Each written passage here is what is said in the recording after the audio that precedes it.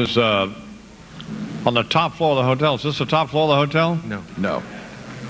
Okay. It's not? No. No. Oh, okay. Anyway, a bunch of very attractive, primarily white people here.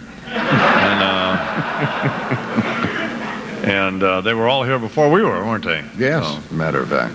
thank you all for coming, which is what essentially white people say when they make love. But You know, it's just thank you. juvenile. God. Anyway, John DePetro from our very fine affiliate here at WHJJ Talk Radio 920 is with us. Good morning, Mr. DePetro. Good morning, Mr. Imus. You know, they call it Operation Plunderdome. We like to refer to it as Operation Thugs and Bad Rugs. Well, That's ugly. that is ugly. That is ugly. Yeah. That's cold. Crowd is turning.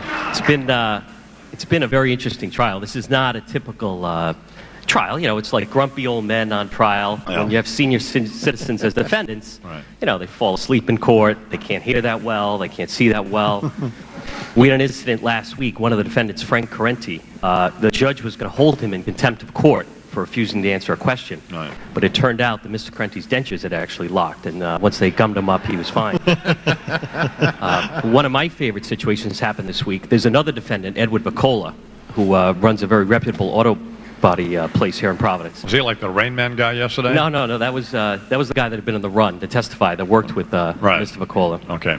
But just, you know, when you're dealing with senior citizens, it's different. Vicola apparently had a cheese pizza last weekend. Right. And became constipated during the course of the weekend. And then Sunday becomes Monday, he's back in court. By the afternoon, the government had moved the case towards his part of the case, and just the mere mention of the word Westminster Street acted as a laxative for Mr. Vicola. The judge had to call a emergency 10-minute recess, Right. and Mr. Vicola essentially almost knocked down the jury trying to get to the men's room, Right. sprinting out of the courtroom. The trial's been going on for how long? 3 weeks?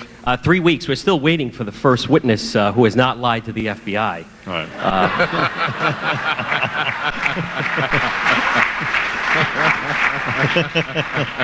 In Rhode Island, the FBI is almost like telemarketers. Nobody wants to hear from him. Get out of here. I don't live, you know, whatever. Go away. So Is the mayor going to testify in this trial? we certainly hope so. Yeah.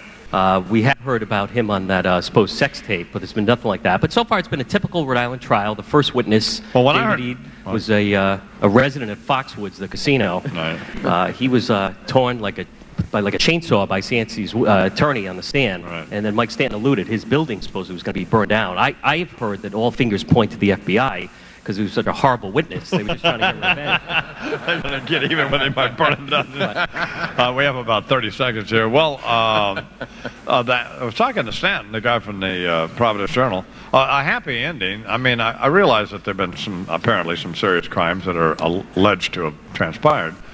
But the happy ending is he gets off it. I mean, Happy ending without taking sides. Happy I mean, ending would be a mistrial, then they have to do the whole thing all over again. so you're broadcasting from right outside the courtroom, Oh, right? yeah, it's the hottest show in town. All right, John, thank you very much. Thank you, We'll Mr. talk to